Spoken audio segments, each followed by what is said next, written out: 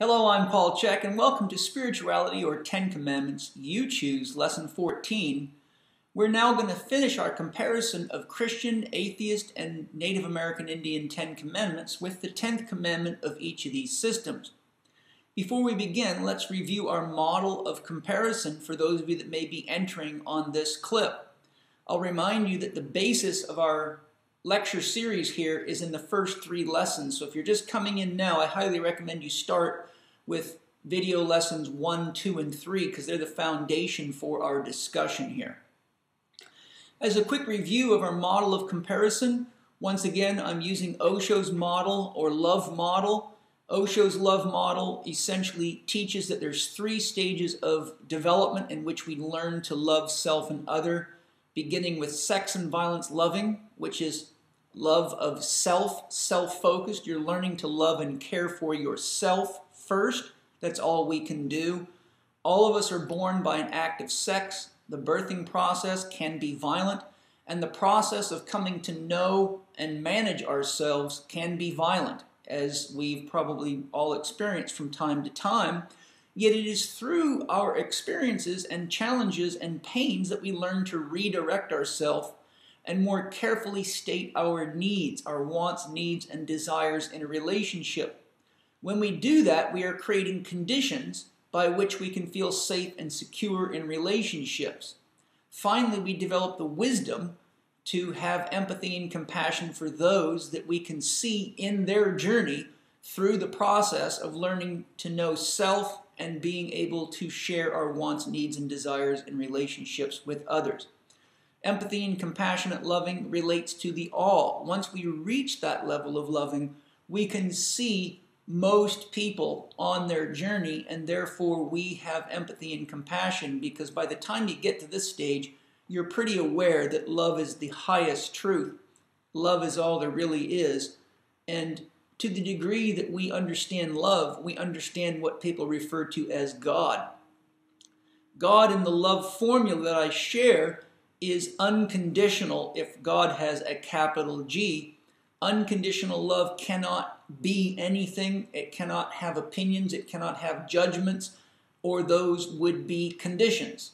If God was a condition, then God would not be a God. God would be a little God, which would be an idol.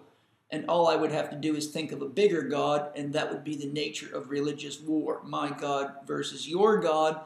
So as we progress, you can see in my model here, if you think of a tornado, the outer edges of the tornado are the most turbulent. There's the most centrifugal force there, and or centripetal force, depending on how that tornado gets a hold of you. And once we learn to create conditions and be honest about our needs, we move inward where it's less turbulent, and the empathetic and compassionate lover is one who focuses on the things that are important in life. Thus the saying, don't sweat the small stuff. So with that quick review of our comparison model, let's now look at the 10th commandment of the Christian, Native American, and atheist systems. The Christian 10 commandment, number 10, says, you shall not covet your neighbor's house, you shall not covet your neighbor's wife, nor his male servant, nor his female servant, nor his ox, nor his donkey, nor anything that is your neighbor's. Now, if they're using the word covet to mean not to want with the intention of stealing, then this is sound advice, but the word covet actually means to desire. Now, what if we said you shall not covet your neighbor's knowledge, you shall not covet your neighbor's love, we shall not covet your neighbor's system of belief? Then religions would not grow. So where does covet really have its borders and its barriers and its definition? It is because we see and learn from other people that we covet what they have, that we develop the impulse to learn and to grow and to become ourselves. So if this commandment is taken too literally, it can actually lead to inner conflict, because unless an individual is clearly taught what the word covet means in this regard, they can be left in checkmate. Honestly, if you look around, how many times have you made a decision to do something else because you saw it working for someone else? If you've enjoyed somebody else's car and thought, one day I want to have one of those cars, you're coveting that person's car, essentially. If you see somebody's wife and they're very, very beautiful, and your dream is to have a beautiful woman like that as a partner, that's a form of coveting. So we need to be careful about making clear distinctions so that we don't just put ourselves into checkmate all the time.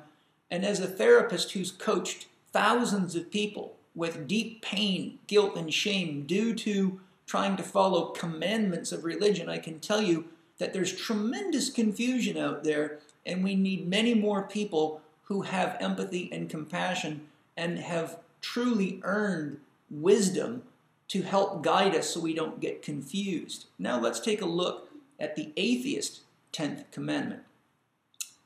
Question everything. Well, on the surface, that looks pretty good. But imagine if you took that literally. Well, the next time you need to pee, do you stand there and question it? The next time you're hungry, do you sit there and say, am I really hungry, or is my body playing a game on me? To question everything means you are perpetually trapped in mind. Your mind cannot rest if you question everything. I asked my buddy one day, my buddy Laird Hamilton, the world's most famous surfer who surfed the biggest wave in the world, because he surfs these giant waves, I said, Laird, what's your definition of God? He said, the truth. I said, well, how do you know that your truth is actually God? And he said, because it works.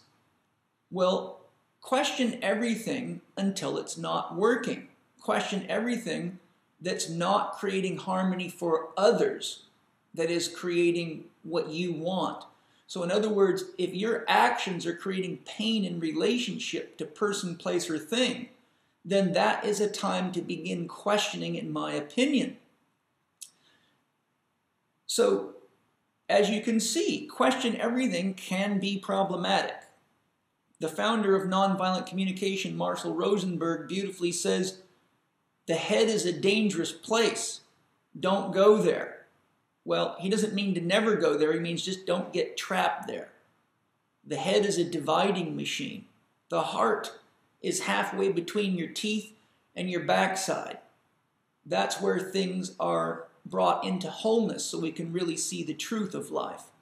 I would say question with your heart when you're not confident that your head is creating harmony, love, and healthy relationships. The Native American Indians' 10th commandment is take full responsibility for your actions. All I can say is, hallelujah, baby. That is my definition of spirituality. Accept responsibility for what you create moment to moment, and don't expect other people to create your successes in personal, professional, and spiritual relationships. Do your part.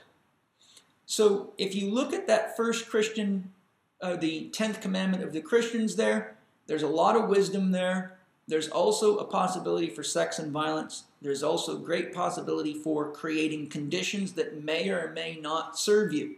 This is where you need to use the 10th commandment of the atheist. Question everything. In this regard, it's worth questioning. Where is the line on coveting?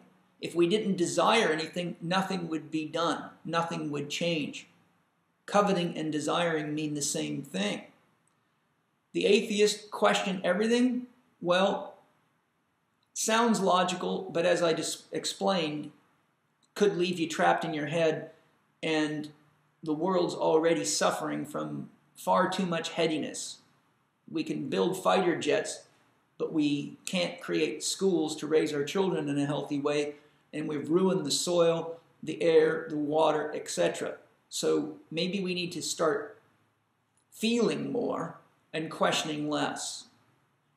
Take full responsibility for your actions and question them when they're not working for everybody involved would be a healthy philosophy, in my opinion.